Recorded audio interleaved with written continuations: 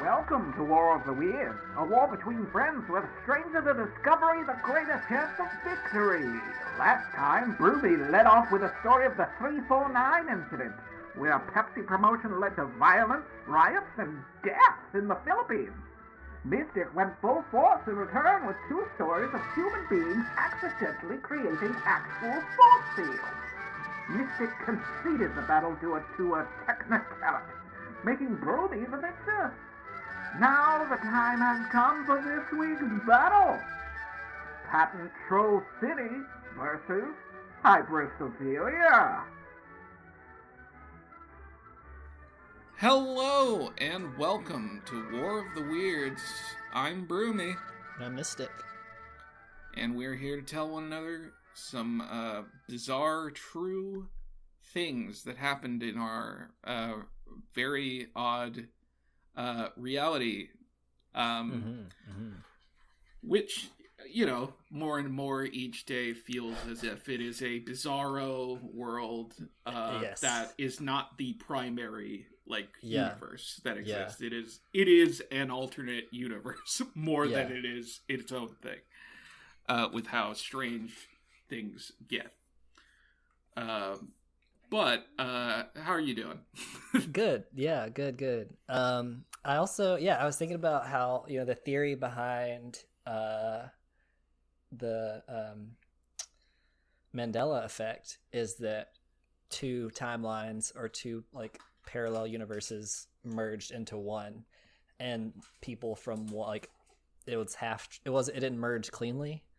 And so some people remember things from their past universe or timeline, and other people, and I feel like that's what's happened with the world today. That we did merge, but only a select few people think this is normal, and everybody else is like, what is going on in society? Yeah. I always found that I find the Mandela effect fascinating to explain to people who aren't as familiar. Some people think there's the children's book series, the Berenstain Bears. Right. Some people swear to God it's always been the Berenstain Bears, and some people that was me. No, it's the Berenstain Bears. Stain. Also, we're not acknowledging the namesake of the theory, which is some people remember Nelson Mandela dying in the 90s. And he didn't die until 2010 or something. People remembered him dying in prison. Yeah. And that was not the case. Well, I didn't feel that one because I was never super knowledgeable about important history. So see, and that's the thing, because I'm not either, but I could have sworn that he he died. When I heard that he actually died for the second time, I was surprised because I'm so detached from stuff like that and so out of touch with those important things. So the fact that even I thought that he had already died and somehow I had heard that, I was like, well, it must be true because I'm very not involved in world affairs. And so for me to think this is true, it had to be true. Yeah. But the thing I was going to say about the Mandela effect is that the splitting timelines thing is such a stretch. Oh yeah, for an explanation. Yeah. It's just okay, all right, splitting timelines, or some people thought a thing. Yeah. That isn't such a crazy thing to think. Yes, they're all in common, but Berenstain, you can see how kids would mess that up. How kids who are learning to read from these books would mess up a name that difficult to master at a young age. Yeah, and so you hear all kinds of Stein and Steen names all the time. You don't hear Stain names all the time. Why would you remember Stain? Right. Yeah. That type of thing. Yeah. But anyway, that's what I was thinking with that. Is that it's such a weird jump because I feel like you could almost do that for any sort of conspiracy theory type thing, as say it's in an alternative universe, a split, and that's where all the Bigfoots are. Right. Yeah. Interdimensional travel back and forth is more plausible than just people misremembering something collectively. Yeah. And I think I guess the argument for that is well, how do you get 50,000 people to all misremember the same thing? And then once a simple explanation is, well, if it's something that one person could easily do, could easily mess up, then it's not a stretch to think that other people could also mess that up. So a mass misremembering of something isn't that much of a stretch. Seems like statistically it's well, if a bunch of people believe it, then it must be true. But if one person was able to mistake it, then perhaps it's easy that more than one person could mistake it. Especially for pop cultural things. Our brains go down similar pathways and come to similar results. Yeah. Very true. Yeah. Oh, just, this is not my topic, but I learned today that cats meditate. I didn't know that. I just thought that was a weird thing that we could share. How so? So the behavior is very much like them zoning out. But brain scans show that they emit high levels of alpha waves, which are what your brain does when it's in a state of meditation. And they so the behavior looks like they're meditating because they're just sitting there with their eyes wide, just zoned out.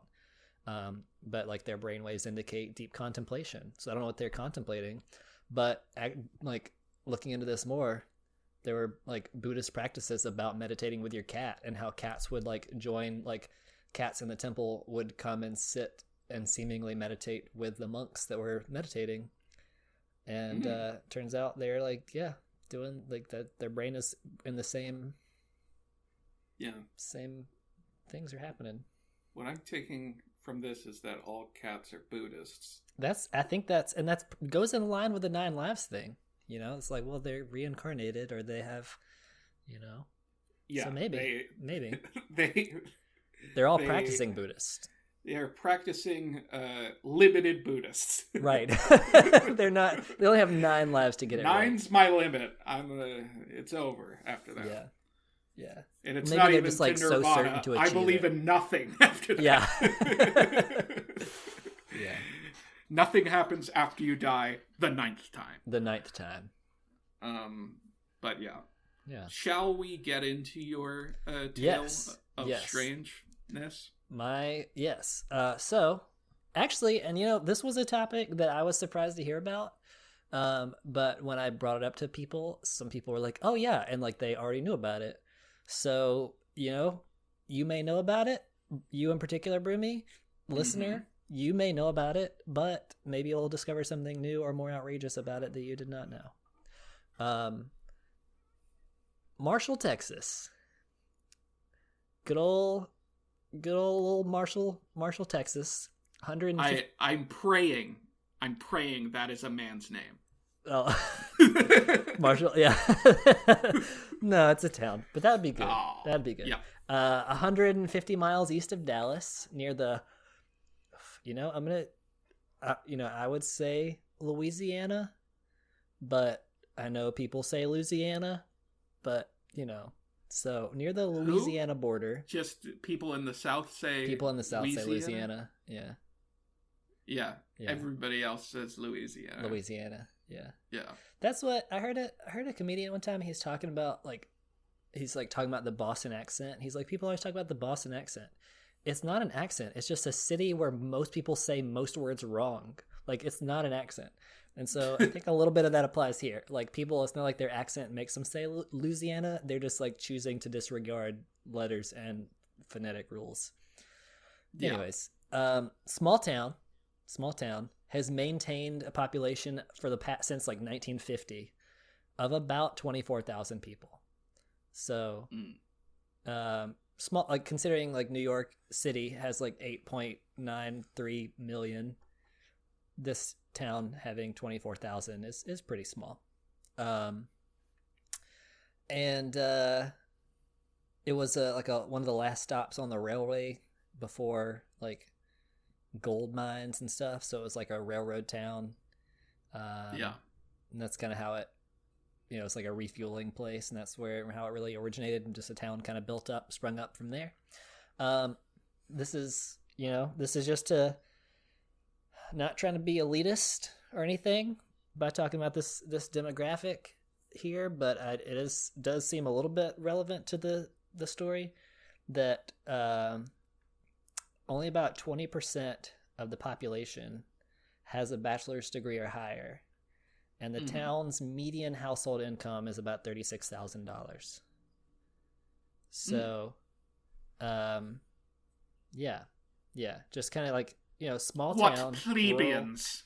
Yeah. Not like I, master's degree. There are millionaire. A billionaire. No. There's 3 like main manufacturing companies in the town that employ about 3,500 people. So like 3,000 plus people in this town of 24,000 are employed by one of 3 companies. Like, that's a lot. Yeah. Yeah. So it has a district courthouse, and the town was really too small to have that much crime. And that is exactly how it became famous. Because back in 1992, when Texas Instruments sued Micron Technology for a patent infringement case, in its hometown of Dallas, it was years before it would be in court. Like, it was on the docket, but they were so backed up in Dallas with like drug cases and crime that they're like, yeah, we're not going to get to this patent case. So Texas Instruments was like, hey, I'm going to take you to court over here in Marshall, Texas, because they got nothing going on. And immediately it was like brought to court and settled. So then, and those were calculators. Yeah, that was a calculator lawyer battle. Yes, yeah. And so patent trolls said, all right, well, I can take big companies to court here and really get like pushed through, instead of like going through an ongoing legal battle. Like, it'll be pushed through pretty quickly, and most big companies will choose to settle. So Marshall has something called a rocket docket. So I do too. They're not so special. There was a retired judge named T. John Ward, and he came up with these rules for the patent circle and the courthouse. So, quote, he limited the number of pages lawyers could file in their motions, set strict timetables for hearings, and used a timer to rein in lawyers' presentations in the courtroom. So the procedures are all set up for cases to go to trial. So yeah, he just like very, very efficient court, because people don't get to present all the information. And so you have juries making decisions with very limited information. And researchers suggest speedrunners of the law. Yeah. So researchers suggest that the combination of the rocket docket and a jury pool that was, quote unquote, sympathetic to patent trolls, because they viewed them as like the little guys, being plowed over by the big corporations, means that companies usually settled and paid out like huge sums to these patent trolls for like very little evidence of patent infringement. So that's like that's the tone of this town. Okay, so patent trolls, just to break that down, is when somebody has a property that they are laying claim to, or something that they are claiming they invented or whatever, and if a company or someone barely touches that idea, they'll be like, hey, fuck you, give me money. Yeah. There's actually there's a country song by Brad Paisley where there's a verse in there about that, about how he's like, I was listening to the radio and I heard a song by Carrie Underwood, and it reminded me of a poem that my brother wrote in 2nd grade.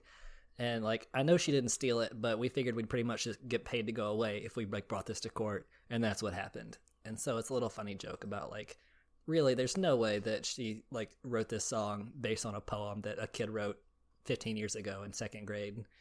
Wait, that's a lyric in a song?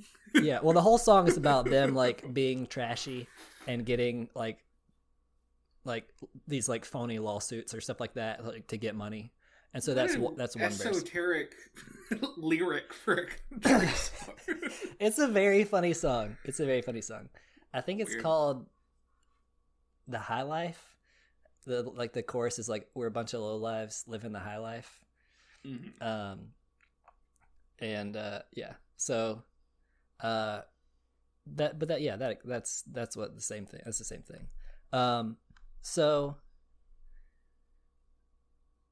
this caught on, this like rocket docket and patent troll stuff and like infringement lawsuits, so much that 25% of all patent litigation in the United States is filed in this town. There's one judge, his name is Rodney Gilstrap, and he has presided over about 17% of all patent cases in the entire country. It just seems like he would be like, I'm picturing Rodney Gilstrap, you call him? Yeah. And by the way, I'm saying you called him that because that's not a real name. Yeah. The first time I said it, I was like, Gilstrap, and I was like, that doesn't sound right. I don't know. So wait. Mm-hmm. One sec.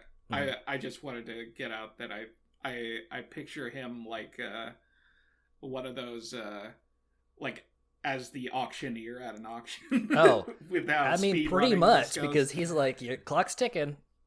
All right, now, objection overruled. And settled. Yeah. And settled. All right, get a new one in. Yeah. Like, but okay, think about this. Like, I didn't do the math for this. You can do the math for this if you're better at math than me and also not as lazy as me. In 2015, I think it was this same, it was at least this town, but I'm pretty sure it was this judge actually saw 2,500 cases in like 2015. So if there are 365 days in a year and he's not working weekends, like how many cases does it have to be that you see 2,500? Like that's a lot. That's so many cases for one judge to preside over. Yeah. And they all come to a close. 10 cases a day? That's 10 cases a day. My mathematician on the side here just told me that's 10 patent cases a day that he's presiding over. Wow. And they if he's only working 8 or 9 hour days, that means like they're less than like these big hearings for huge corporations like Google and Apple are being settled in like 30 minutes. Yeah, 30 minutes or less. It's like the Noid of...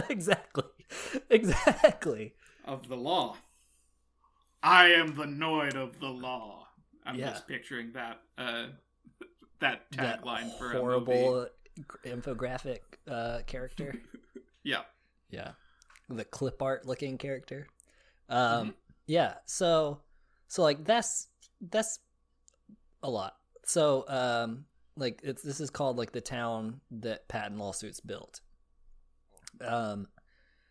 So big companies did what big companies do and began to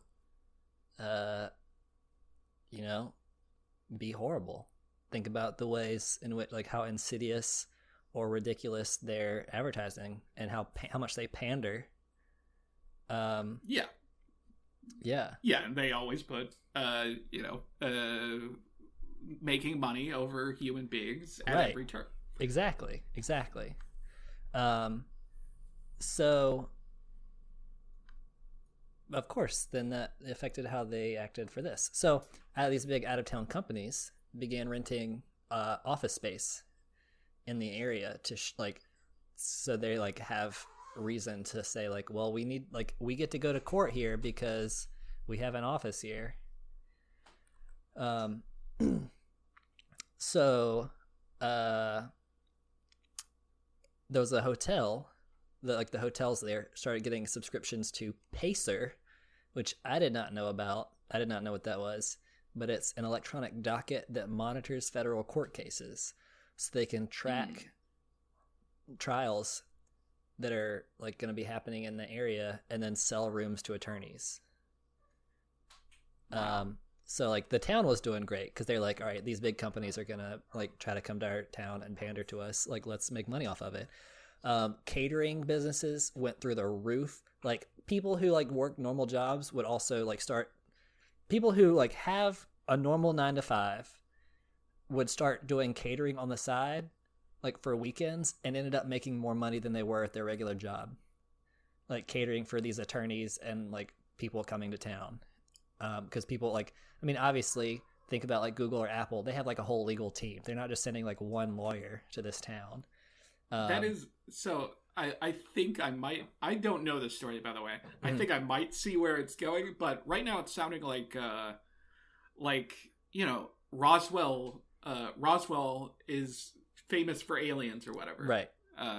So basically that whole town is making, like, they make their money, their prime source of money is just selling, like, alien shit. Right, like, right. merch and stuff. Yeah.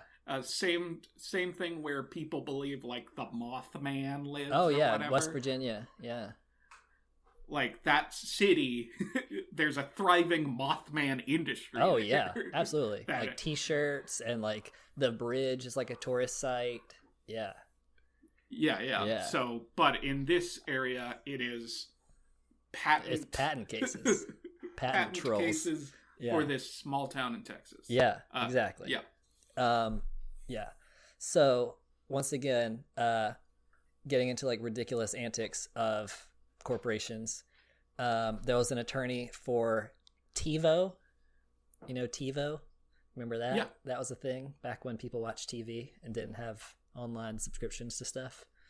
Yeah, well, it's still kind of a thing. DVR is still a thing. No, yeah, it is. But TiVo, but like, yeah, TiVo was a DVR. Yeah.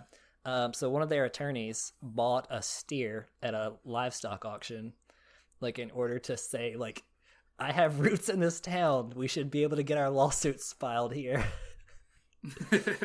I think, but he didn't have like TiVo, a place to put it, so it's in like his office. Yeah, so TiVo, this huge company, just like bought livestock, so like they just have a cat. They have a cow. Yeah, they're multi-million-dollar company. Samsung built an ice skating rink in front of the courthouse for their annual holiday, like winter holiday event. You know, just like, yeah, we'll do this. We'll just build you a whole ice skating rink right out front of the courthouse, just out of the goodness of our hearts. Weird. Yeah. Why? I cannot imagine. Cannot fathom. They have something called the Fire Ant Festival because it's Marshall, Texas, and of course they do. And vendors would go and sell their crafts, you know, the trinkets and stuff they make, their little beaded bracelets and stuff. And then Samsung was like handing out DVD players for free. Just at they rented a booth and just like handed out electronics. So like Samsung specifically, it sounds like, but there are people, there are companies that are like literally vying for the will of the people. Exactly. To their way. Exactly.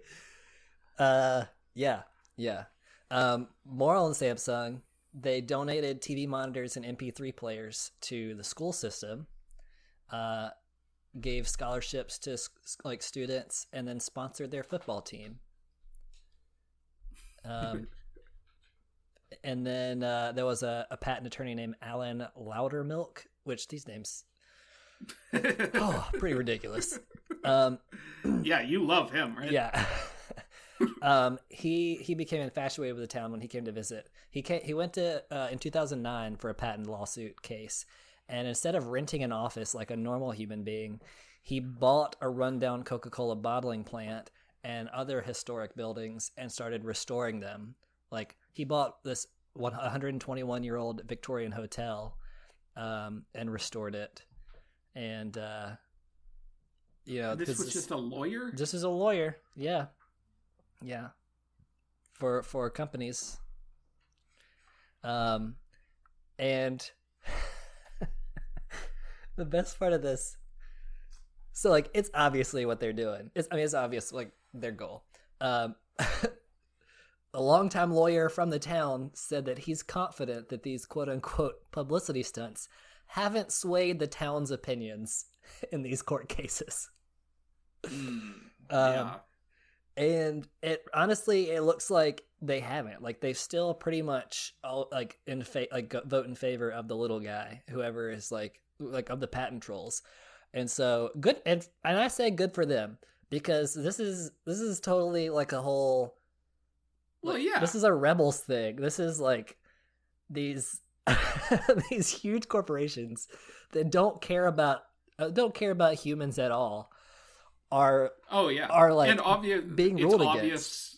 Transparent what they're trying to do when they give people DVD players. Yeah. It's like, oh my god, Samsung is such a wholesome company. They care about my family. Right. No, yeah. They don't. Everybody knows they don't. Yeah. Fuck them. Yeah. Give money to the person who doesn't deserve it. That's not the giant corporation. Yeah, exactly. And so, like, once again, going back to like the demographics, like most of these, like, a lot of people in this town are like below the poverty line, and they see what these companies are doing, and they don't care. Like, they're still not voting in favor of these corporations, and yet these corporations are trying harder and harder to win their vote and sway their will. And so they're like building up this town and giving these people all these things and like luxuries, and doing so much for the town, and the town's just reaping the benefit, and then still siding with the little guy. And so the town, like, the corporations try even harder, and I love it. Yeah, that's great. Yeah. Yeah. So this is a win in my book for humanity. Yeah, it's a triumph of the human spirit. Yeah, the underdog, the undercat, if your cat meditates. The under troll. The under troll. Yeah, yeah.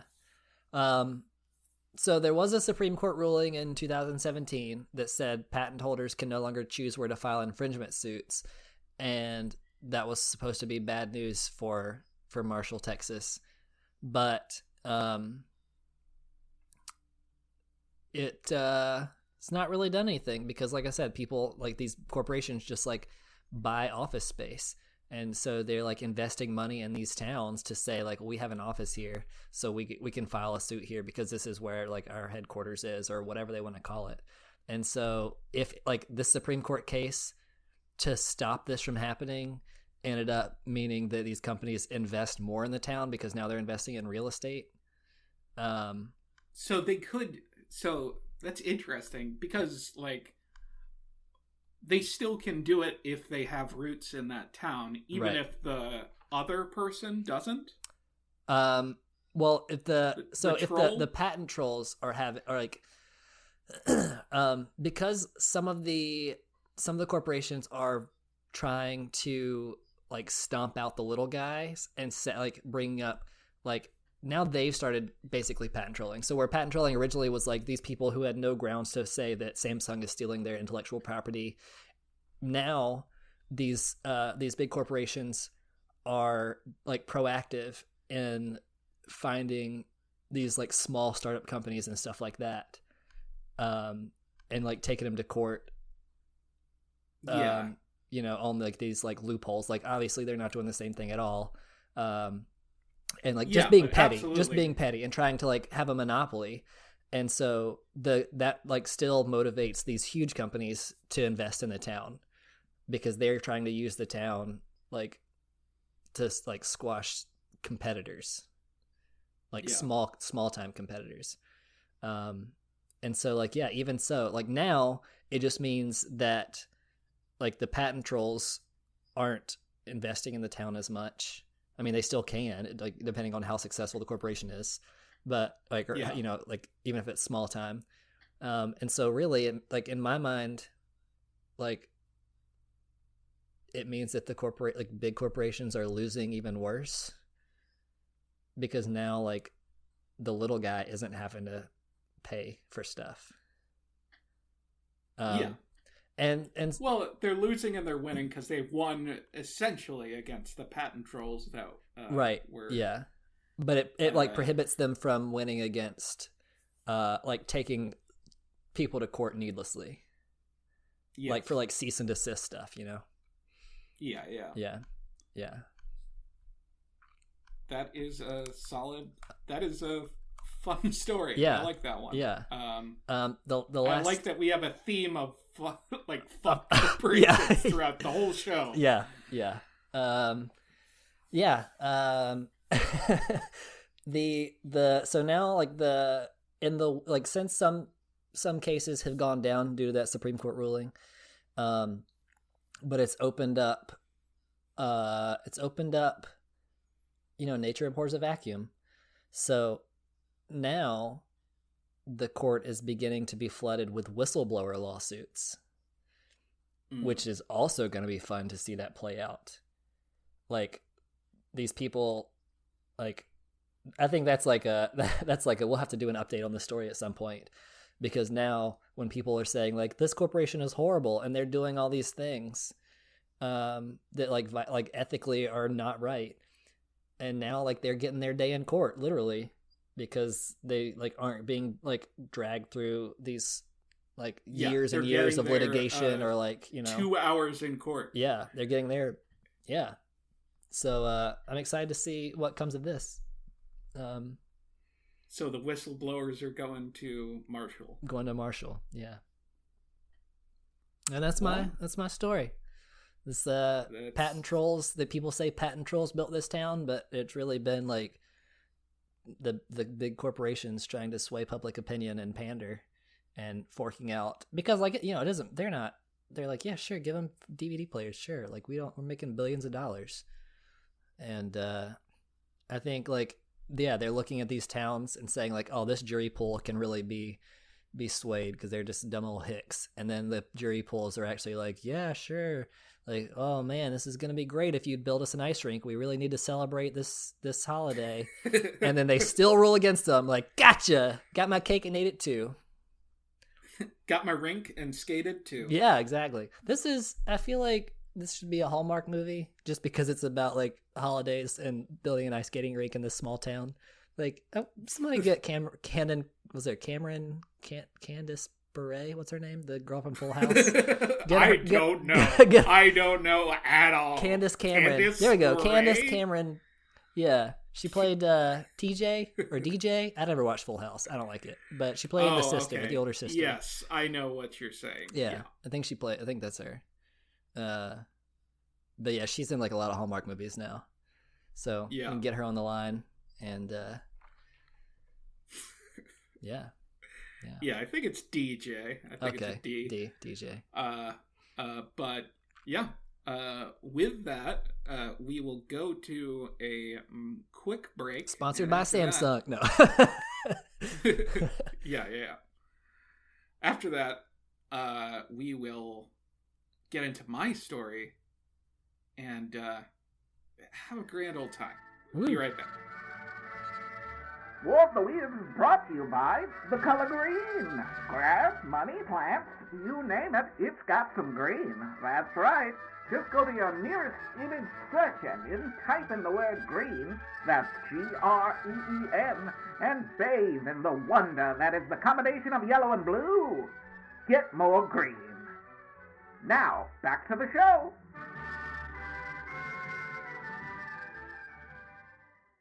And we're back. Woo! And it's my story's up. And it is probably the most disorganized notes that I have. Oh, nice. First, I'm just going to ask, are you like a fan? Like, would you consider yourself like a huge fan of anything? Like, as like one of your characteristics about you is that you're a huge fan of blank. or anyone? I would say no. I think this is actually a very, not that you want this much of an in-depth answer, but this is something I've thought about a lot because, like, I like the idea of bumper stickers and I like the idea of tattoos, but I don't care about anything enough to, like, permanently make it an identifying thing about me. Yeah, and like, bumper stickers is a little less permanent, but and I still don't, and even like, and I feel like you're making my case for me. Like, yeah, it's less permanent, and I still don't think I care about anything enough for that to be like that. Because like, you see a bumper sticker, and they're like, "Hey, here's a little bit of my identity," but I do love like Lord of the Rings and Star Wars and like Elder Scrolls. Like, I'm a big like lore nerd. Like, I know a lot of the lore behind stuff. And so like, I guess I'm a fan of those things because I have such a deep breadth of knowledge about them. Yeah. So yeah, I would say like some fantasy things, but maybe just like fantasy genre in general, not even like of a specific. Yeah. Yeah, you're not like super obsessed. You can't. I mean, monkeys. Monkeys? They discovered a new monkey. That's what I meant to talk about. They discovered a new species of monkey in Myanmar this past week. You are a monkey stan. I stan monkeys. Yeah. So, or primates in general. Yeah. Apes too. Yeah. You know, we love our apes here. But yeah, that's it. I'll say I'm a fan of apes. Yeah, no. Are you? A fan of apes? Or are you just a fan of something? I used to be, I would say, a big fan of the Beatles. Oh, yeah. Yeah. I'm not against them at all now, but I just don't actively think about them as much, you know. Still enjoy them. But I knew a lot about them, and I would listen to their music all the time. I watched the 12-hour documentary about them. Wow. The Beatles anthology. Wow. I owned that and watched it a couple times. So I was a fan of them. But I also, another thing I enjoy is I like true crime. Oh, yeah. Is something I'm interested in. Yeah. Saying I'm a fan of it is a little weird. That sounds weird. It's like, I love true crime. I love it when people are murdered by their domestic partners. You're like, yeah, that's not. Yeah. Doesn't come across great. Or like, I love serial killers. Yeah. Yeah. But that's how you get on the FBI watch list.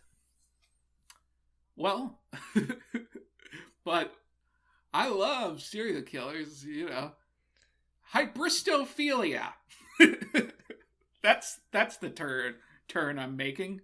Sharp right turn. Hybristophilia. Don't know what that is. Paraphilia, which is like almost basically a fetish. Okay. But it's not just that, in which sexual arousal, facilitation, and attainment of orgasm are responsive to and contingent upon being with a partner known to have committed an outrage, cheating, lying, known infidelities, or a crime such as rape or murder. Whew. All right. That's a lot to unpack. So, hybristophilia is being aroused by the idea of being with someone who has done horrible things. Okay. So this is like people who... So is this like how, you know, there's like mass murderers in prison and like people write them love letters? Is that like this type of person? That's exactly what we're talking about. Okay. The type of area we are in. It's also known as Bonnie and Clyde syndrome. Oh, okay. I like that. That makes it sound a little bit more playful. Because, you know, it's like, Bonnie and Clyde, you know, they're just out rebels and reckless, you know, just... You know, like... the thing about Bonnie and Clyde syndrome, that idea, though, is I thought Bonnie and Clyde were both, like, kind of equals. Yeah, I was like, I think Bonnie also participated in the crimes. So, it's like she was like a fangirl tagging along, or that he was just, like, tagging along. But I'm not an expert on that specifically, so I don't know. I just watched that one movie with... what's the guy who was Woody Harrelson? Was it Robert Redford? Woody Harrelson and True Romance, that movie? No. Bonnie and Clyde. Here. I don't know. It's called The Highwayman. No, The Highwaymen. It's Kevin Costner and Woody Harrelson. Yeah, with Highwaymen. I think it's on Netflix. I don't know. But yeah, I haven't seen that. That's the only thing I know about Bonnie and Clyde, and it actually was mostly from the Highwayman's point of view, the Rangers' point of view, trying to catch him. So yeah. So paraphilia, which is like Hybristophilia, which is what we're talking about. Paraphilia is like the overarching genre of what it is. Okay. Is any sexual deviation, which is considered abnormal, or prevents or hinders one's ability to receive reciprocal love. Okay. So, and then a fetish is a form of paraphilia where the object is inanimate or a part of a person's body. But I feel like in the internet age, they're kind of like used kind of as the same thing. Like a paraphilia that isn't an inanimate object or a part of a person's body would still get called a fetish, you know? Yeah. Because you can, like, I feel like now, like, you can fetishize things. Because, like, you can, like, fetishize cultures and stuff like that, and that's not good. Yeah. So, yeah, I think, like, the language is evolving. That's what we 2020 needed, language about fetishes evolving to be more inclusive. Yeah, you know. Yeah. 2020 was a great year. Yeah. But that was the one like that was yeah. The spot of hope is just So, one of the things you mentioned was that famous criminals do horrible things, and then they go to prison, right? And they get fan mail while they're in prison. That is sometimes, or very regularly, sexual or romantic in nature. And sometimes these people that are sending letters or trying to visit them or whatever are called prison groupies. Oh. Okay, so there's like roadies for when they follow you on the road, but if you're stationary, they just call you parkies. Standees. Yeah, standees. And sometimes these prison groupies go on to marry that criminal while they're in prison. Like, okay, no, keep going. I've got questions for people. I've got some questions. You got some people to question. Like, I don't, I really, this is very bizarre. And I'm not saying this from a place of judgment, but I really am curious. I would love to talk to somebody. I think I've said this a few times. Like, I would love to talk to somebody with like this kind of fetish or this kind of fetish. I want to know, like, because how do you, like, do you have a moral compass? Like, how do you reconcile? We're going to get into it. Okay. All right. It's a big part of this. Okay. All right. Well, I won't jump there then. An expert on prison groupies, that's not what they used in the article. Yeah. This peer-reviewed research article from Psychology probably Today. Is Hybristophilia. Seems like, but basically they like to break down them how they think. Okay. Is some of them think that they can change someone. Okay. That is as cruel and as powerful as a serial killer. Okay, so it's like a really an ego thing for them. Sure, absolutely. Wow. Others see the little boy that the killer once was within them and seek to nurture that. Okay. Some want the media spotlight and want to get a fucking book deal. Of course, yeah. And then there's also the idea of that person being the perfect boyfriend. Yeah. Yeah. Where they know where he is at all times. Ooh. And they know that he's thinking about them, and they can say and feel that they are loved, but doesn't have to deal with day-to-day relationship stuff. Like bickering over small things. That type of stuff. So it's like the perfect relationship. Hold on. The perfect relationship.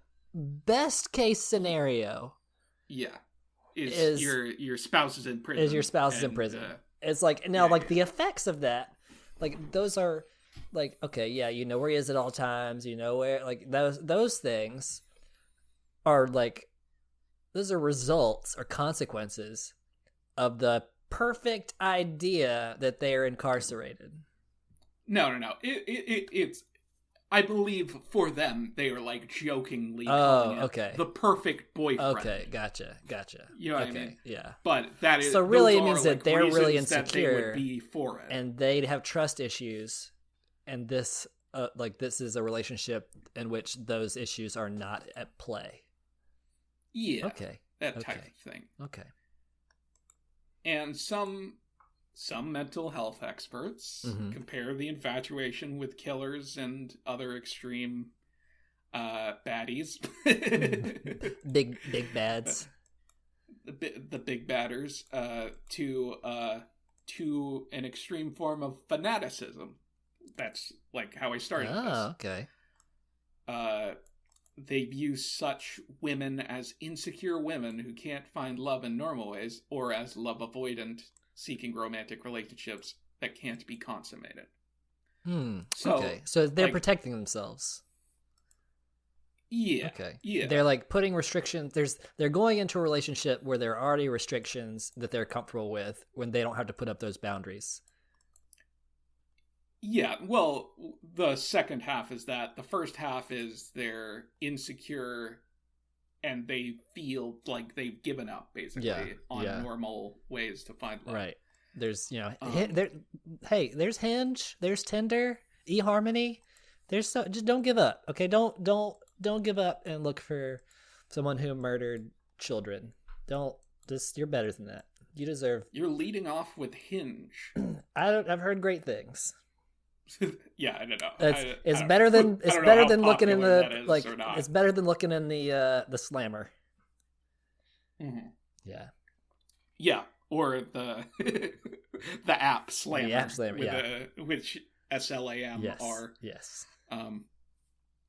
But so Ted Bundy, Jeff Dahmer, Richard Ramirez, which is the Night Stalker. Okay. Charles Manson. They all had prison groupies. They all got plenty of letters. The Richard Ramirez married one of the prison groupies while he was in prison. Ted Bundy had women protesting his trial dressed up in clothes that the victims wore. Oh, that's tasteless. That's cruel. Yeah. Yeah. It's not great. Yeah. So, like, but it's not just old-timey. Right. You know what I mean? Mm-hmm. It's not just Charles Manson. Yeah.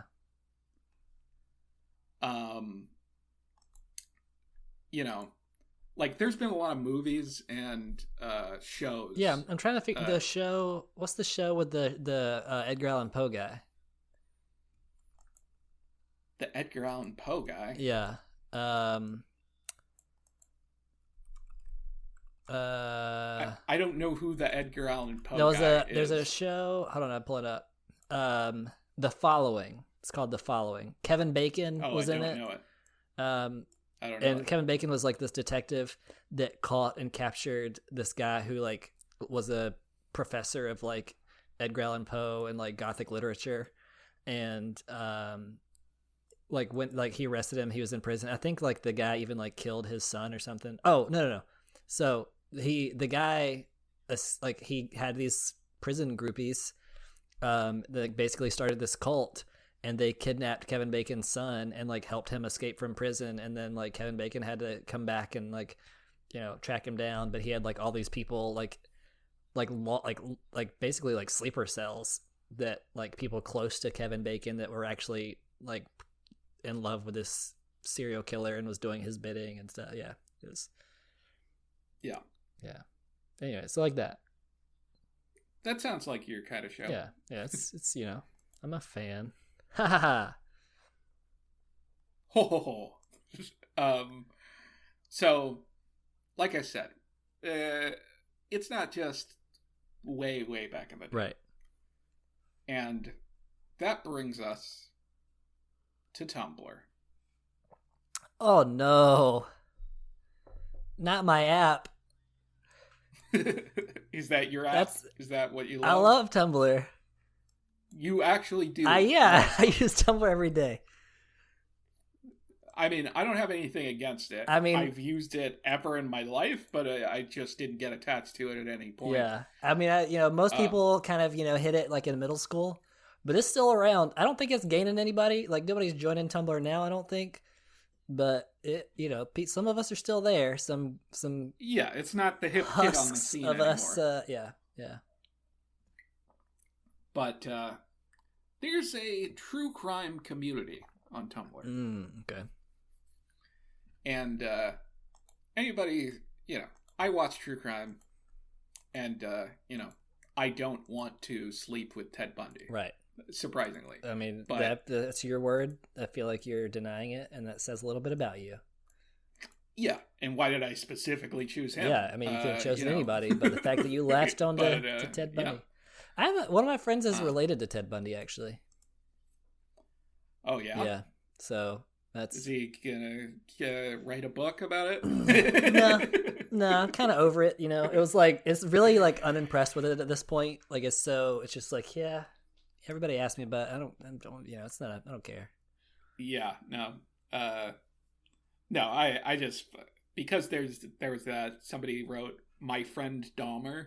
Oh yeah, about Jeffrey Dahmer. Yeah, and that was a graphic novel based on a true story that got adapted into a movie. Oh, did not know about that. But yeah, so. There's this true crime community on Tumblr, and at least a very decent segment of that community involves Hybristophilia. I mentioned earlier that I was on Tumblr.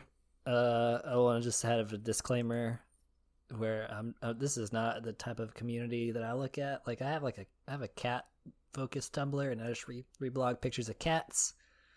So not into this. We go to your page and it's all like naked furry horde of cats. It's no fetish cat Look, stuff. I'm nothing. It's cats not sexualized at all. It's nothing like this. Just their huge tits. Yeah. Serial killer. No. Yeah.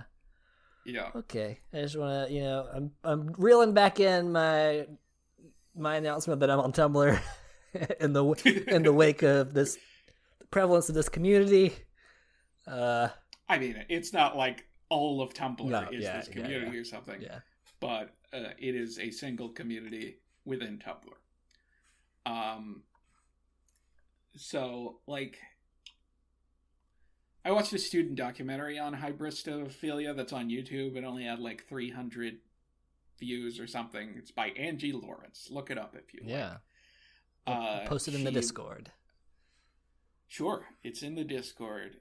She messaged a Hybristophile on Tumblr. And that woman said she was reading a book called The Life and Crimes of Richard Ramirez. And fantasizing about being one of his victims of bondage, rape, and murder. But wouldn't actually wish it to be real because she wouldn't want to do that to her family and friends. But But if she didn't have a family or friends, then she would be okay with that? That is the implication. I don't know if that's actually true. Right, but, right. So yeah. The most insane part of these online communities, because, it's not just Tumblr, but Tumblr is the most notable one. Right. It's the one that people have seen and noted about. And Tumblr's usually for more edgy stuff anyways. Sure, yeah. Like basically, what? I was going to say, if you were an art major in college, you had a Tumblr. Yeah. And art majors are the edgiest people. They are, yeah. No, I've just, kind of scene kids and stuff like that. Just sure, yeah. No, I 100% get you. What you mean by that? Yeah. So basically, in these communities, there are people pining for most any young horrible killer. Like the asshole who shot up a theater in Aurora, Colorado. Yeah. Killed 12 people, injured a lot more. Within a week on Tumblr, they were passing around pictures of him looking sad with captions like, "I want to cuddle him until he suffocates. He's so cute." That type of thing. Oh. And these are largely teenage girls. Yeah. Yeah. I want to take a sec. I want to take a sec to just probe around the psyche and ask, okay, so it's such a compartmentalization has to occur because for one, earlier I mentioned what is your moral compass like? So but in order for you to be attracted to somebody like this, you have to it seems like part of the attraction is knowing that they did something wrong. So there is some kind of objectivity and they did something wrong. Mm-hmm. Because that's part of the turn on. So how do you reconcile that with their actions? And I know you mentioned some people want to fix them or cure them or want to look at who that person maybe this person was a child that was bullied and grew up to be this, and you're looking past the actions now and into the child that would grow up to this, and so I'm thinking about that. But I'm also wondering are these how much because I 100% believe that this is that people have this is a legitimate thing, but I also have to have to wonder for some of the the younger audiences. I'm not trying to delegitimize young people's feelings, but how much is it this is a way of acting out? That this is this is possible. A little bit of rebelliousness, or this is, or maybe it's it's someone who doesn't have feel they have much control in their lives. They're everything is everything about their lives is dictated to them and how they should be, maybe a very strict family structure or something. And so this is a dark secret part of them where they can well, I can do the worst things, or the yeah. Well, let's get into that a little bit more with this next part. Okay. Which is a big within the true crime community, a big segment of that are the Columbiners. So, Columbine shooting. Yeah. Was the two guys, right? Yeah, was Eric. I don't think I even personally wrote their name. Eric Harrison, Dylan Klebold, I think. Okay. Those were the two guys. And they teenagers who might normally, you would think, be swooning over a Justin Bieber, Bruno Mars, Ed Sheeran person. All right, one of these things is not like the other, but okay. I mean, I'm sure You don't think people are swooning over? I didn't say who. Ed Sheeran? I didn't say who. Yeah, everybody. Apparently, he had a kid. Yeah. What do you think? Like, he's so ugly his kid doesn't work? Is that what you're saying? No. Like what? No, there was no. I did see a post on Tumblr, which I will put in the Discord, that was talking about like Ed Sheeran had a kid, and like people were just like, the reaction wasn't like, it was just like, Ed Sheeran fucks. Like that was what people were focusing on. Yeah. So yeah, I'm not. You're putting words in my mouth. Don't appreciate that. Yeah. Isn't he like significantly older though? That's what I'm trying to make. Yeah, he's older. Okay. I don't know how significant it is. All right. But I don't actually think he's ugly. I was just saying that you were saying that. He's fine. Yeah, he's fine. Yeah. They're basically, what I'm saying is those people are unattainable pop stars. Right. Yeah. So what you do with your romantic interest or whatever is you just fawn over them. Right. When you're around that age. Yeah. Right? Yeah. But you replace any of those people with the Columbine shooters, and their only claim to fame was the horrible murders they committed. Yeah. They're unattainable because they're dead. Yeah. But their fandom is not dissimilar from a Bieber or Bruno Mars or Ed Sheeran a Belieber on Tumblr. You know what I mean? Yeah. Where they're posting images and memes and edits of images and that type have of their thing. Pictures cut out in their lockers. Do people have lockers? I don't know what school it's like right now. Well, Tumblr is the equivalent of a locker. Oh, okay. So sorry. So I'm just like, that means that like fanfics exist. Oh yeah. Okay. So basically, people think Tumblr is like the place for this. Like, and I mean like people think about the whole situation in general. Yeah. Think Tumblr is the place for it because it's like perfect to create a little internet shrine to somebody. Yeah. You can post and repost all sorts of images and media, and there doesn't have to be like a lot of connection between them. Yeah. Other than just their obsession over one person or whatever or group. Yeah. So I read an article from 2012 by Rachel Monroe talking about this. Here's a quote from it. A crush relies on projection.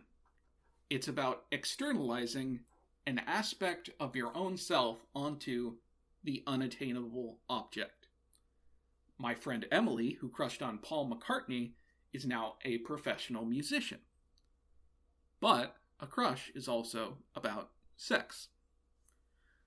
So, and she goes on in this article to talk about Beatlemania. Right? Yeah. Do you know about Beatlemania? Yeah. So Beatlemania, for people who are not familiar, the Beatles were a very popular rock band. And very, very popular.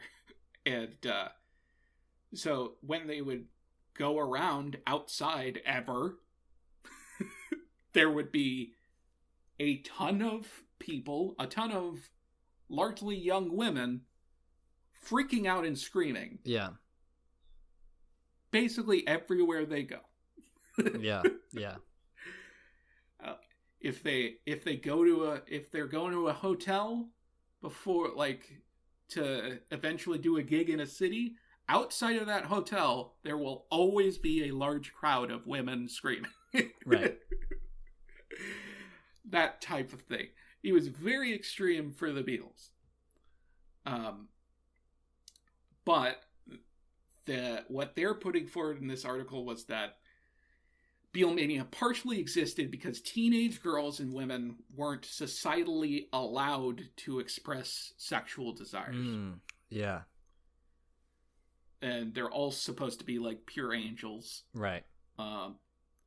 So if you're a gigantic fan of someone, you can let out your romantic and sexual feelings where you will be judged slightly less harshly by society for doing that. Yeah. That makes sense. Freaking out, fainting, when it came to these young women obsessed with the Beatles was largely due to that. And it was in part, like consciously or unconsciously, a protest against sexual repression because they're just letting it all out. Yeah. So obviously these days, it being the internet and times are different, you know, there are drawings of the two Columbine shooters jerking each other off. Yeah. Them as anime girls. It's a different type of weird for a different type of world. Yeah. Oh, wow. Yeah, and I think that's an important thing you brought up, that like this is like a way for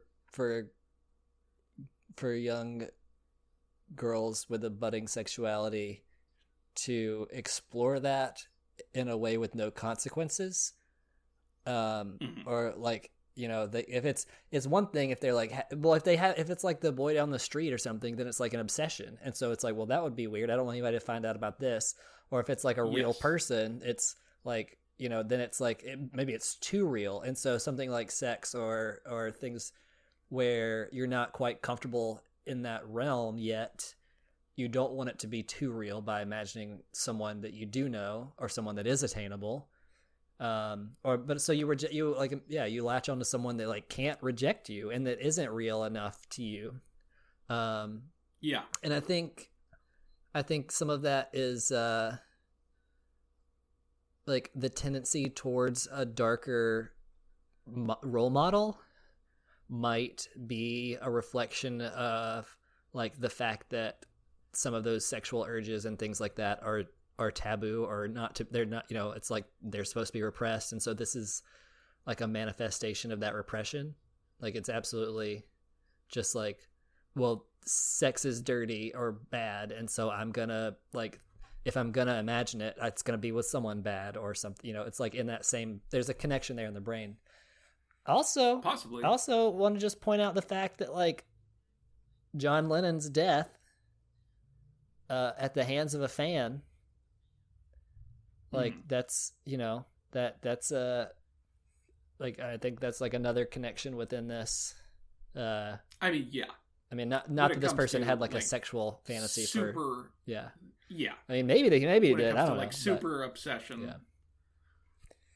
Yeah.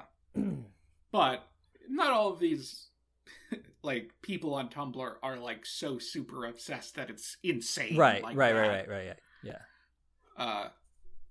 But so teenage girls are dressing up in black trench coats and the specific t-shirts the Columbine dudes wore. They post pictures, and others within the Columbiner community are posting things like, I want to cuddle with you. You look so cute.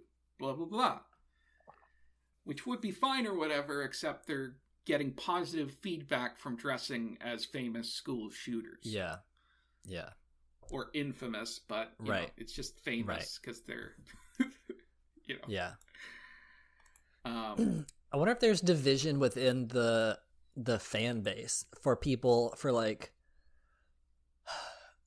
who are. I'm gonna say I'm just, you know, this is just a judgment I'm making. I would guess. I think it's safe to guess this. That like a large portion of these young girls grow out of this.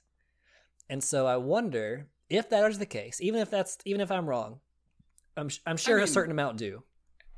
Any crush, that would be the case. I believe that is probably the case. Yeah. And so I wonder if there is a division or an enmity between people who who this is a legitimate thing and like they can only reach sexual arousal, or and like maybe are a little older and old enough to know this is not just a phase or not just a way to cope with sexual repression or things like that. For people who this is a legitimate, I'm not going to say disorder, but a pathology or something. But just to make it clear, I'm not saying that these are all like clear cases of hybristophilia. Right. Yeah. Sexual arousal directly related to horrible things. Right. Yeah. And so that's what I'm wondering. Like I'm wondering if there's an enmity between those two people, like the people who are like between those groups, where it's like this isn't serious for you, this is just a phase for you, or you're just young and this is a crush, or like I wonder if there is resentment from people who, who this is a legitimate thing, not just like who it's like, I don't know, a part of their identity and their sexual identity, versus someone who's just being edgy and, teen crush. Well, it might be a thing where like, I don't know, does it even, if they're both just fawning over the same person, does that even actually enter the mind of I don't know them? Yeah. A lot of Columbiners identify with the two shooters as people, as human beings. Yeah. One of them was depressed. The shooters. Yeah. And the apparently like false, but I didn't realize media narrative about them was like they were outcasts and they were horribly bullied and they were quote unquote taking revenge. Yeah. Which apparently, and I didn't super read into this. I just watched a couple short documentaries, read some articles. So I didn't read into the Columbine shooting itself that much. So I don't know, but apparently that is not true. Yeah. That much. Yeah. That they weren't that big of outcasts or that horribly bullied at all. Yeah. I believe that. I mean, I can believe that. Yeah. And I think it's dangerous. And I think this is the result of that. This is evidence for why it's dangerous to spin narratives like that and make them victims. Because like this is what you get. You get people who are rooting for that, who idolize that, who think like, oh, they're like me, they're relatable. This is what I should do. I'm bullied. I'm depressed. This is my action. And that's a very dangerous precedent to set. And it's harmful. It's Yeah. I mean, I think one of the biggest issues is that there isn't many alternative figures. Yeah. To turn to. Yeah. You know what I mean? Like, who is a depressed, horribly bullied figure and who doesn't resort to murder, but like that is core to their character in media that you see. It's just not that big of a thing. My first thought is like Robin Williams, but he committed suicide, so like still you don't want to make that a role model. Like it's like but you think but that's who I think of as someone who like is depressed and battling all these things and yet still brings has a positive effect in the world, like brings joy to the world. But still obviously not a happy ending. And so it's hard to find.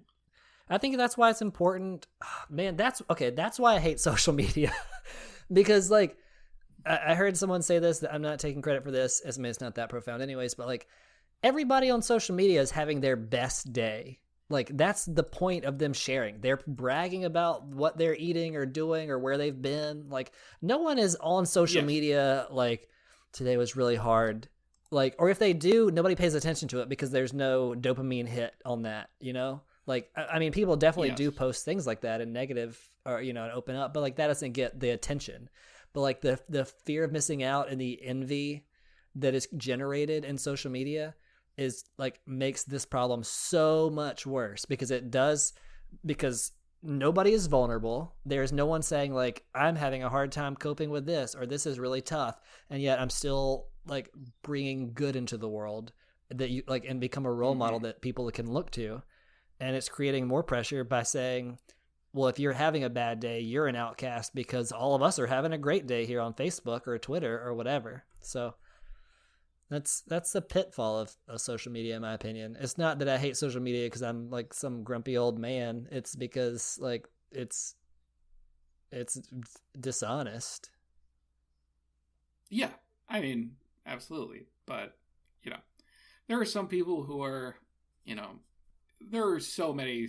I can't even go down that rabbit hole. It goes so deep now because we're all talking about something else. Yeah. But yeah, I get what you're saying. I will say this one last thing, and I've been guilty of this, and then I'll come out of this hole. But like, I think even as a society, we don't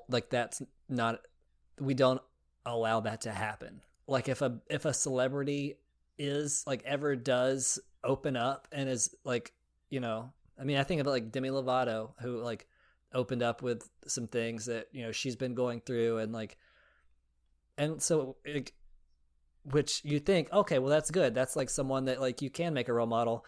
But the world so quickly is just like, and like I said, I'm guilty of this. Like, you're so successful, you're a millionaire. Like, what do you have to be sad about? Or like all this stuff. And like, we completely invalidate their feelings. So even when like role models like that do appear, we very quickly shoot them down. Yeah. Well, I mean, there are so many societal issues that has to do with. Oh, yeah, absolutely. Like, how vulnerability is bad no matter what. As just an idea, it's not even just social media. Right, yeah. It's just an idea of the world. Yeah. But, yeah. Anyway, Columbiners identify with, the narrative of them being bullied, outcast, rejected, that are depressed. Yeah. Like, a lot of these Columbiners, quote unquote, are depressed themselves. Yeah. Like, they feel depressed, they feel like outcasts. Yeah. And, they're also, like, they shot a lot of, and sorry for using the word shoot, they shot a lot of videos with school equipment. Yeah. Or not a lot, but they shot a decent amount. There's a lot of footage of these dudes. Their diaries are out there. Yeah. You can dive into it and parse through it and obsess over these people. Yeah. Like, it's not just the story of people shot people. Right. So one time. Right. You look at who made, like, how they became this way. And it's like, to me, like, I tend to be like, a lot of people would be like, well, fuck them. They go to hell. Who gives a shit about them? Which I get, but I believe in sort of trying to give empathy to as many people as you can. You know what I mean? Yeah. Like, even people who've done horrific, horrible things. Yeah. But it's just a matter of, like, you can't have tunnel vision. Yeah. Yeah. You can't just, like, well, they were depressed and they were outcasts, they were bullies. It sucked. Their lives sucked, and I feel so much like them. Yeah, but then they killed 13 people. Yeah. And think of all the people that you're not taking into account, their families, etc. Yeah. Yeah, if you're gonna have empathy for these two people that did this thing, you have to also extend that to their to the families of those affected by their actions. Yeah. So I wonder. Also, no, go ahead. I was gonna say, I wonder if the appeal too is like they took action, and like so people who do feel helpless or hopeless, like if that's why they could latch on to somebody like that, is like, well, they well, I mean, it's a matter of, like, I don't know. To me, this isn't in any of the articles, but to me, it's a matter of, like, that's what makes them a figure. That is a dramatic turn that happened, right? Yeah. Is that, like, it's an iconic situation rather than you told the bully to fuck off and they fucked off. Yeah. You murdered a person. So it's larger than life. Yeah. You know what I mean? It's bigger than what happened. It is like a fucking operatic bullshittery. Yeah. Like, I'm not saying it's cool in any way. I'm just saying it is a huge dramatic thing that did happen. Yeah.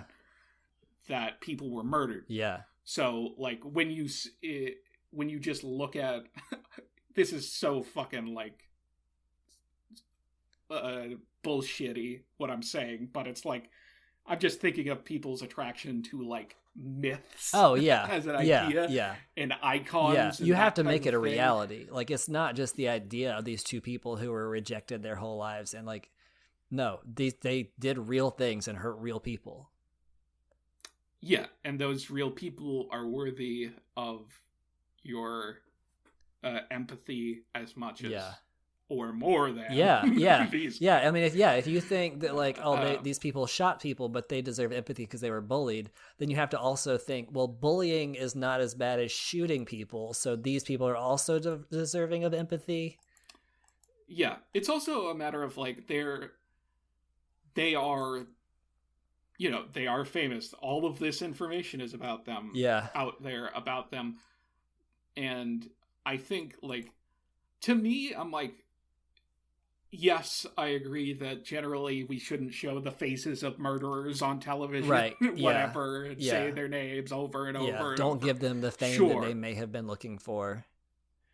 But also, we never tell the stories of like people grieving, or anything like that. We never tell their stories, so we don't ever get to empathize with them for a fucking second because they are never seen.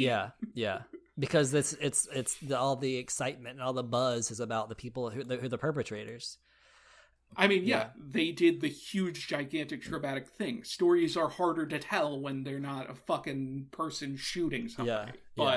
And you know, this is my school did the Columbine play. You know, they do like it's like a. Like they like the some of the monologues or like the journal entries in the videos and stuff like that. Like, that's a very popular play. It's, you know, it's very deep and profound supposedly, but it's like what you're saying is it really, when you're watching it, if you start to forget that this was a real thing. And you do start, like, I mean, this is very exaggerated, but like you almost start to like root for them because there is so much about their pain and anguish. And then like by the time they like shoot, like the way the play was done, and maybe, I mean, like I said, I just saw my schools, maybe my school just did a bad job of it, but I don't know. But like, it's almost like the point of the play is to get you to empathize with them. And like that's not a good thing. Yeah. I mean, there's a whole issue with anti-heroes, quote unquote. You know, or even villains that are like the Joker. People fucking love them like a lot. And there's some people that take that love a little too far in their thought process. Like people love Walter White from Breaking Bad. He's a horrible man, and people hated Skylar, his wife, and would, you know, just fucking come at the actress who played her, like, shut the fuck up. Be like, he's murdering Stop people. Preventing him from being a horrible man. You have a problem with me stopping murder? Like, how does this get so distorted? I think, like, you know, the only good villain, I'm going to say this, Dr. Doofenshmirtz. From Perry the Platypus's villain, you know, from Phineas and Ferb. Is that his name? I don't know. I did not watch that show. Me either, but I've just seen a lot about him on Tumblr, where he's a good villain who does have empathy and has some compassion. Yeah. Well, so, you know, I figured I would mention this. There was a foiled shooting in Halifax where the two people planning it were Columbiners, a part of this Tumblr community. Another situation was a girl bought a shotgun, flew away to a secluded location and killed herself, and she was also a Columbiner. That's a very different situation. But But the two planning it being Columbiners, what happens in this community isn't like they all talk about wanting to shoot up schools. Right. That is not at all what this community is about. Right. It is about just fawning over these two guys are celebrities. And how they felt. Yeah. Yeah, basically. Yeah. And like how they love them and they think they're such beautiful people, that type of thing. But those were the two that I saw in just researching this phenomenon in general. I don't know if there were more instances from the Columbiner community, but, you know. I mean, two is a lot. I mean, and obviously, it was a single foiled shooting and a suicide. Yeah.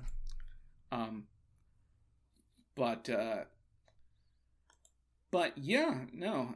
And it's been going on for a bit. This isn't like just this last year, right. Columbiners are a thing.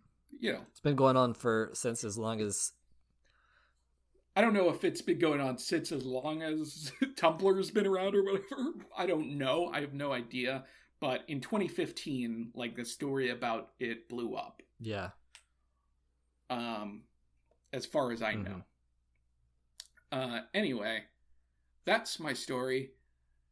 Not the funniest story I've told. But very bizarre. But yeah, Hybristophilia, I guess, like, is what I'll call this. Yeah, yeah. Even though, like, it's not exactly what I'm talking about at the end here. Yeah. But it's what I'm talking about at the beginning. Anyway, what are you calling your topic? I have no idea. I have some ideas, but let me hear your idea first, and I'll see. For your topic? Yeah. Well, you could just call it... Oh, Patent Troll City. That's what I was thinking. I was thinking about some way to incorporate... Yeah. So, there we go. Okay, so Patent Troll City versus Hybristophilia. There's a reverse preview, because you already heard the intro. Yeah. Yeah. But I haven't recorded it yet. Isn't that a trip, everybody? Whoa, time isn't real. The timelines are merging. Mandela effect. Time's a flat circle. Time's a fat Urkel. Anyway, so, with this, I mean, okay, so there was a tie, right? Terminal Man, Toxic Lady, that was a tie, and we're not doing the tiebreaker. We're just accepting it as a tie because we put out a poll. It was a tie. We'll take it. Then I win because you forfeited. Yeah. So, do you think that your patent troll situation is weirder than Hybristophilia? No. No? But I think like it's like for me, I'm thinking like how like all right, let's say like deviation of human nature is weirder to me than corporations pandering to an entire city. Like I can totally understand corporations doing that. So like the fact that it happens is weird, but like it's not. We live in a world in where that's not as weird. That's not a stretch. So we will consider the victor within this battle to be me. Woo! And that means Spoils of War is coming up. I'm ready. From me. I'm ready. Which I'm not going to announce. It will probably just be the next episode. Stay tuned. So stay tuned for that. And I'm sure it will be a fun time. Thank you very much for listening. I appreciate it. You can check us out all the places. We're on Twitter. We're on YouTube. I'm on Tumblr. On Spotify and Apple Podcasts. Mystic is on Tumblr. Got a big cat porn situation there. Yeah. Retweeting pictures of Ted Bundy's feet. Yeah. I like that's anthropomorphic. So it's like actually a Ted Bunny. He's like a rabbit. It's Ted Bunny. Oh, so it's blending animals and serial killers. I am sure 100%. Giraffe Dahmer, just. I want you to end this episode out. I want you to Google Giraffe Dahmer, right. See if something comes up.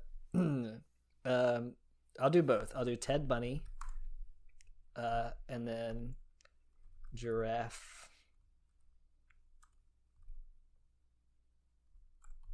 And make sure you're not.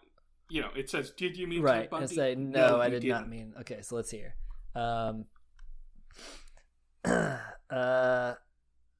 See results for Ted Bundy. Oh, there is a picture actually that someone edited of Ted Bundy, and he's got a carrot, and I guess I don't know if I should post this in the Discord. I don't want to encourage this. Probably but not. There is a thing. Is a I don't see a Giraffe Dahmer. Oh no, this is. I need to go back and hit. Yeah. No, this is just. It's not even giving me the option to did you mean? It just says. I mean, yeah, Giraffe Dahmer. That would have been. But the golden. Golden ticket. That there is a picture of Ted Bundy with a rabbit nose and whiskers and rabbit ears and holding carrots. Well, we did it, everybody. Ted Bundy is real. Keep that in your heart. Just worship at the idol of Ted Bundy. Yeah. Don't ever worship Ted Bundy. No, not ever. But Ted Bundy? Yeah. It's just a fucking bunny. There's phone cases of it too. Wow. All right. I'm gonna quit this rabbit hole. But there's phone cases with painting renderings of this. This is actually pretty. There's a post on Reddit of it in Cringetopia. Yeah. So anyway, we'll end it here. Have a great rest of your times. We'll see you on the next one. I will say it again because I didn't say it in the typical formation of rhythm of words. We will see you on the next one.